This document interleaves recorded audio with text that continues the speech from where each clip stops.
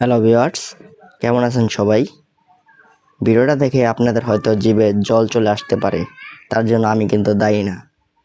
কয়েকদিন যাবৎ ভাবছিলাম যে বাইরে ফুচকা খেতে যাব, কিন্তু বৃষ্টি কারণে তেমন একটা বের হতে পারতাছি না।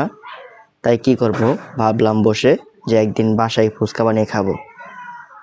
তার জন্য দেখতে পারতেছেন আমরা আগে সুন্দর করে ফুচকাগুলো ভেজে নিলাম, তারপর উপরে যে সালাদ যা যা আনুষঙ্গিক জিনিস লাগবে তা আমরা কাটাকাটি করে নিলাম। তারপর দেখতে পাচ্ছেন আমরা তেঁতুলের টক বানাচ্ছি, তা সুন্দরভাবে টকগুলা বানিয়ে নিলাম। তারপর আমরা যে ফুচকার ভিতরে মশলাগুলা দেব বা যেটাই বলেন না কেন, সেগুলোর জন্য আমরা সুন্দরভাবে মশলাগুলা তৈরি করে নিলাম। দেখতে পারতেছেন আমাদের মশলাগুলো তৈরি করা হয়ে গেছে।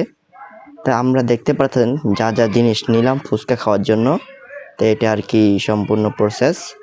এখন আমরা ফুচকাগুলো রেডি করব আর খাবো।